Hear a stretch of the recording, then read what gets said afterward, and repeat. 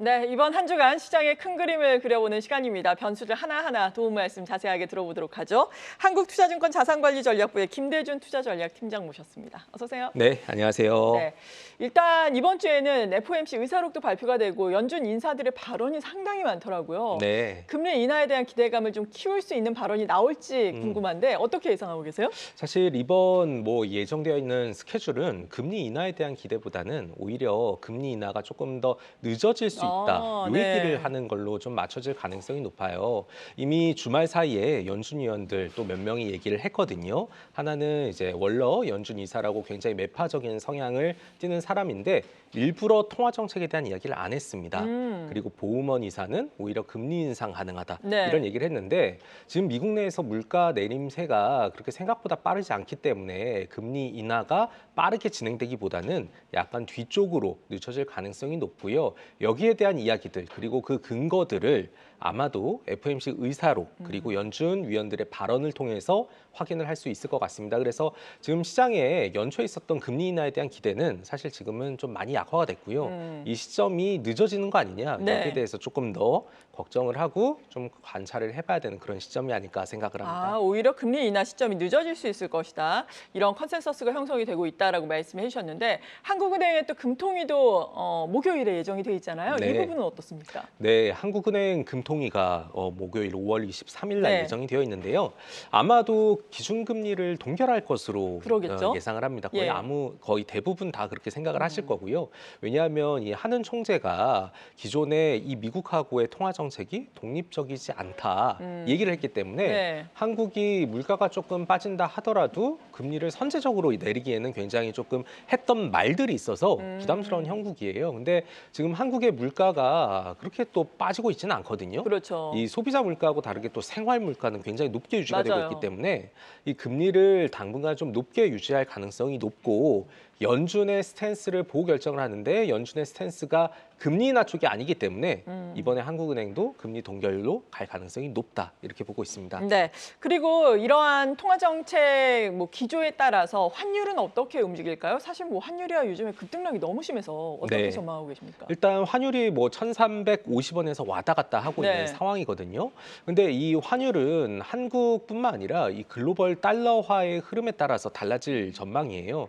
근데 일단은 미국에서 금리 인하에 대한 기대가 약간 뒤쪽으로 밀리다 보니까 네. 달러는 강세 압력에 노출될 수 있는 상황이고요. 그리고 달러는 여러 가지 통화에 영향을 받는데 유럽이나 영국, 일본 이런 쪽이 있는데 지금 미국보다 선제적으로 유럽 지역에서 금리 인하가 시도가 될 것으로 보여집니다. 네. 그래서 달러는 조금 더 강한 흐름을 나타낼 수 있고요. 이 현상이 계속해서 이어진다면 원달러 환율은 여기서 크게 빠지기보다는 좀 위쪽으로 가는 게 아니냐 생각을 해볼 수 있습니다. 네. 근데 물론 금융시장에서 오늘도 그렇고 지난주도 그렇고 외국인이 엄청나게 사는 경우에는 환율 레벨이 내려갈 수 있는데 여기서 급전직하하는 그런 흐름은 올해는 좀 없겠다 네. 이런 생각을 하고 있습니다. 원화 약세 기조는 계속해서 이어질 것이다라고 말씀해 주셨고 그리고 목요일 아침이면 엔비디아의 실적을 우리가 확인을 해볼 수 있잖아요. 절대적인 실적도 물론 중요하지만 그동안 시장의 예상을 뛰어넘는 실적 가이던스를 내면서 또 엔비디아의 주가가 많이 올라온 감이 없지 않아 있는데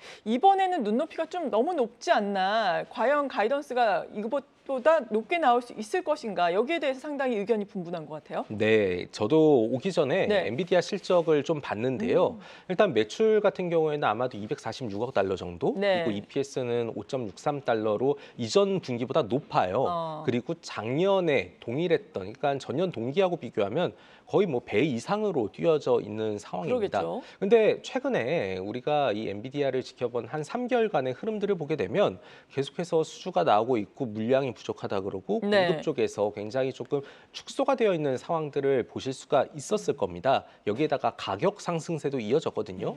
그래서 이걸 보게 되면 아마도 이번에도 이 예상치를 좀 뛰어넘는 그런 서프라이즈가 나오는 게 아닌가 이런 쪽으로 좀 생각을 하고 있고요. 네. 그렇기 때문에 이 반도체는 위쪽으로 조금 더 열려 있는 있는 게 아닌가 볼 수가 있습니다. 근데 이게 굉장히 조금 낙관적인 전망이긴 하거든요.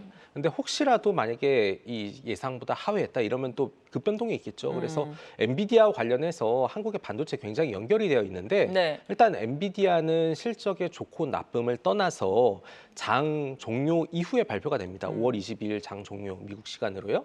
그래서 위가 됐든 아래가 됐든 아마도 장 외가로 또 10%가량의 변동성이 좀 나올 수 있다. 네. 이렇게 생각을 하고 있고 엔비디아 실적 호조가 나오게 된다면 그게 23일 한국장에 바로 연결이 돼갖고 IT의 레벨업이 있을 거고요. 그게 아니라면 좀 많이 올랐기 때문에 쉬어가는 흐름이 있다. 근데 확률상 서프라이즈 쪽에 조금 더 방점을 두고 있다. 이렇게 네. 말씀드리겠습니다. 네, 엔비디아의 실적 발표가 긍정적인 반도체의 트리거가 될 수 있기를 기대를 해보겠습니다. 그리고 오늘 또 중국에서 이 대출 우대금리 결정이 있습니다. 이것과 더불어서 이번 주에는 뭐 세계 각국의 제조업 PMI라든지 이런 경제 지표들도 발표를 앞두고 있는데 어떤 부분을 중요하게 보고 계세요? 일단 중국 쪽과 글로벌 제조업 PMI를 같이 볼 수밖에 없겠죠. 네. 근데 중국은 위안화 약세에 대한 부담이 있기 때문에 금리를 빠르게 내리기 어려운 환경입니다. 그래서 중국은 지금 부동산이 굉장히 어려워서 금리를 내려야 되는데 그게 안 되다 보니까 네. 지금 세부적으로 이제 조정을 하고 있는데요. 그래서 중국의 기준금리 인하는 뭐 당분간 좀 없지 않을까 이렇게 생각을 하고 있고요. 제조업 PMI는 국가들마다 다른데 지금 신흥국 쪽이 조금 더 나아지는 환경이고요. 네. 뭐 최근에 원자재 가격 상승을 통해서도 확인을 할 수가 있을 겁니다. 선진국은 그 신흥국을 좀 따라가는 형태가 이어지고 있다. 근데 경기가 조금씩 회복되는 추세는 있다 보니까 시장에 대해서 그렇게 걱정할 그런 단계는 아닌 것 같다. 말씀을 드리겠습니다. 네, 그리고 1분기 실적 시즌이 거의 뭐 마무리가 됐는데 어떻게 평가를 하고 계시나요? 네, 일단 반도체를 바탕으로 해서 굉장히 좋은 실적을 기록을 했죠. 네. 그리고 또 다른 업종들도 양호했습니다. 뭐 금융주도 그랬을 것이고요. 뭐 일부 수출주들 굉장히 좋은 실적을 발표했고, 뭐 대표적인 게 해외 쪽으로 수출하는 뭐 음식료들 이런 것들이 너무 좋았죠. 너무 좋았죠. 네. 오늘도 뭐 난리가 난 상황인데요. 맞아요. 네, 이렇게 실적이 양호하다 보니까 1분기는 굉장히 좋았다. 그리고 2분기도 이 흐름이 이어지고 있어서 지금 IT라든지 특히 반도체, 자동차 이쪽에 2분기 이익 상향 조정도 계속해서 이어지고 있습니다. 그래서 전반적으로 한국의 실적은 지금 걱정할 단계는 아니다. 이 말씀을 드려보겠습니다. 네, 그렇다면 이러한 것을 바탕으로 어떻게 투자 전략을 가져가는 게 좋겠습니까? 네, 일단은 뭐 매크로 환경을 보게 되면 금리 인하에 대한 기대는 없기 때문에 네. 많이 약해졌어요. 그래서 우리가 이 실적에 대해서 조금 더 집중을 할 수밖에 없는데 이익이 높아지는 것들 보게 되면 아무래도 IT 반도체가 있고요. 최근에 자동차도 조금 회복이 되고 있고 이런 것들 위주로 조금 보셔야 되고요. 그리고 새롭게 이익 개선세가 나오는 것들이 네. 아까 말씀드렸던 수출하는 품목들, 뭐 음식료 같은 이런 이슈가 있을 것이고 여기에다가 밸류업 아마도 뉴욕 컨퍼런스에 대해서 긍정적인 의견이 나왔던 것 같습니다. 밸류업과 관련된 이슈 그리고 최근에 구리 가격 상승세가 있기 때문에 비철 금속에 대한 투자 이런 것들이 유효하다 말씀을 드리겠습니다. 네. 그런데 또 추가적으로 궁금한 것이 지금 조기 기준금리 인하라고 얘기를 해도 좋을지 모르겠지만 기준금리 인하에 대한 기대감이 약화되고 있다라고 언급을 해주셨는데 지수는 지금 미국 증시 보자면 고점이잖아요. 여기 고점에서 위험자산 선호 심리가 좀 약화가 될까요? 그러면?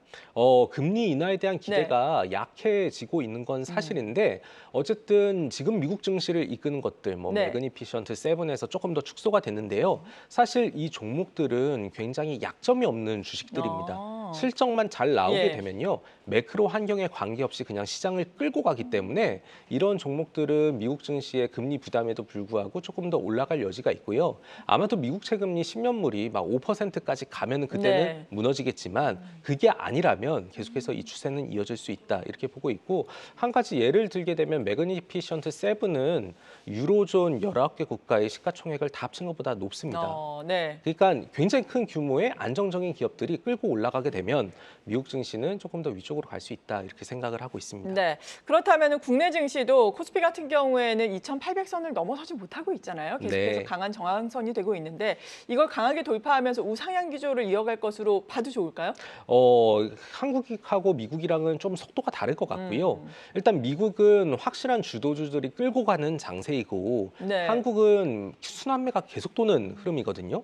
그래서 이 반도체가 일단 땡겨주고 나머지 시가총액 시총액 비중이 큰 것들이 같이 가져야 되는데 지금 한국 입장에서는 뭐 자동차나 금융 외에 플랫폼이나 2차 전지 이런 것들은 쉬고 있기 때문에 올라가는 속도는 굉장히 더디다. 네. 근데 어쨌든 이익 개선을 바탕으로 꾸준히 상승하게 된다면 그래도 시장 가치하고 장부 가치가 동일해지는 한 PBR 100까지 우리 지금 계산해 보면은 한 3,000포인트 정도가 되는데요.